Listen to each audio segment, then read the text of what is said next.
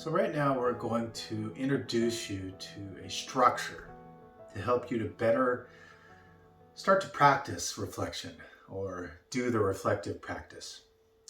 Now this worksheet may feel a bit boxy or structured, but it's definitely not something that you always have to follow.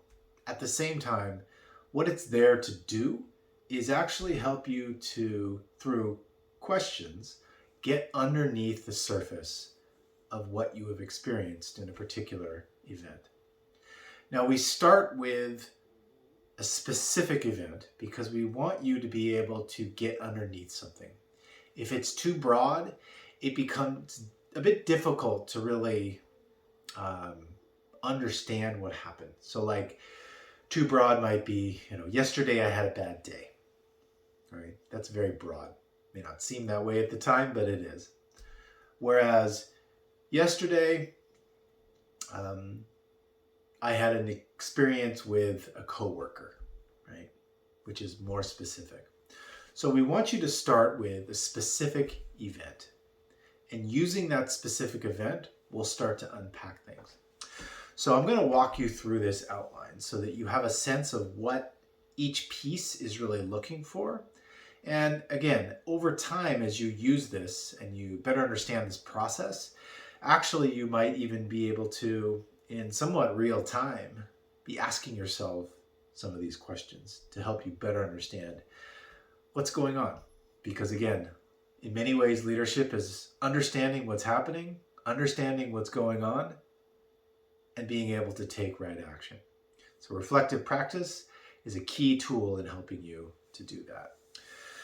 So first we want you to start with that event, a very specific event. And what happened? What did you do? And what did others do? Now in this time, we want you to avoid making any evaluations or judgments about what happened. Try to look at this like you are an objective bystander who is just describing what happened. So I'm going to give you an example through one of my other organizations that I lead. This was a, shall we say, negative encounter. You do not have to only use reflective practice when you have a somewhat negative experience, as the worksheet itself describes. However, it can be particularly useful when things happen that kind of go amiss and you want to understand why. So in this case, for me, the event was, I was expecting a staff member to come to me and the other leader of iLeap with a marketing plan for activities in the month of April and May, both of which had been identified as really key marketing months for us. So I had called a meeting to discuss the plan, and when I asked if the plan was ready, this other staff member said that they basically didn't know that that's what they were supposed to do. So you can see how it's just as if somebody just dropped in this case it was a Zoom conversation, and watched what had happened. Okay, Britt asked for something. The other person said that they didn't know they were supposed to do it. Okay, so next are my feelings and assumptions. So how did I feel at the time of the event? And I'm going to use the emotion wheel, which you have here as well. So I was surprised, and I was also a bit angry. I had been, and why might I have felt this way? Well, I had for several weeks been making it very clear to this person that this was an important thing that we needed done. And it was already the middle of March, and nothing had been acknowledged about being done. And as early February, I had been making it very clear that this was what needed to happen, because April and May were very important months for us. So that's why I was surprised that she indicated that she hadn't done it, but that she didn't even know she was supposed to do it. And then, of course, I was angry because that put us in our marketing and recruitment efforts behind and threatened and would threaten what we're trying to do. Next, others' feelings and assumptions. And this is where it gets a little difficult, right? So why do I think that others felt that at the time of the event? And why do I think they behaved like they did? So she seemed to indicate that she was surprised that I was asking for this. Maybe she actually was under the impression that she was not supposed to do this. Maybe she didn't hear me when I was asking for these things. And maybe when I expressed my displeasure with her lack of performance, that her surprise turned into a bit of defensiveness, perhaps even a bit of fear about what the consequences might be. So next we have power and influence. So in any of our interactions, there's always some shaping of that experience as a result of power dynamics and influence.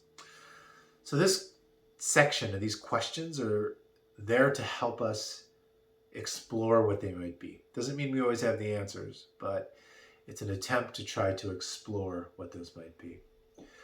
So what are some of the factors, people, agendas, cultural norms that may have influenced and shaped this event? Well, I'm the president of the organization, and I believe that when I make it very clear, at least I'm thinking I'm making it clear, that I have determined something is important and it's a priority, that others will follow suit on that.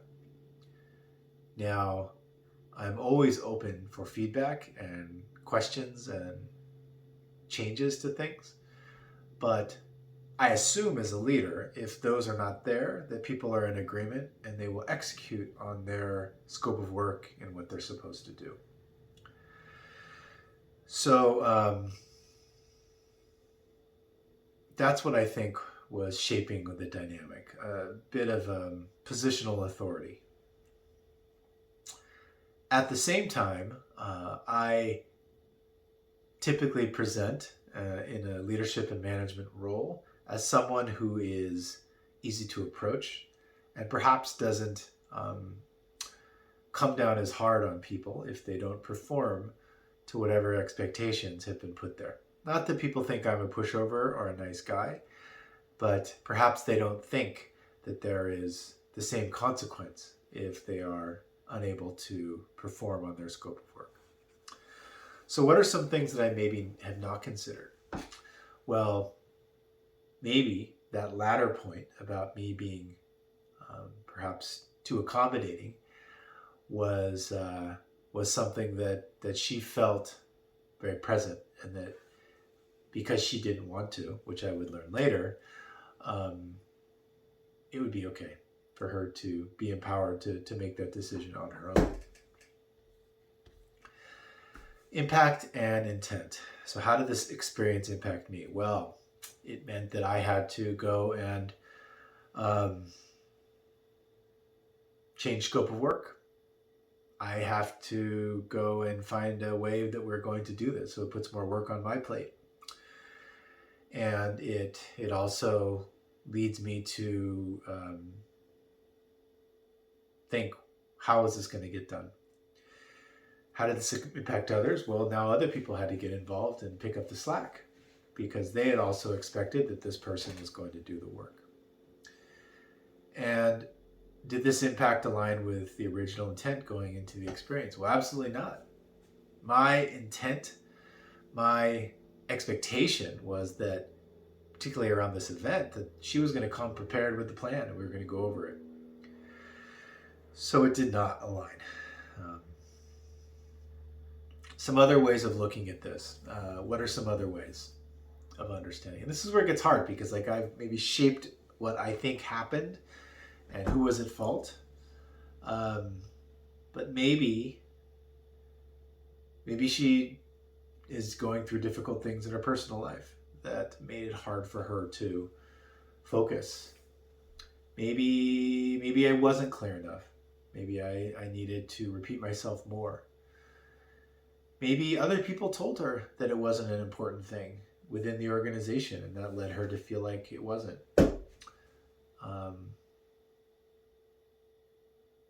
All very important alternatives to consider. And again, as a leader, as we're reflecting and doing it strategically, we want to be able to explore as many of these things as we can.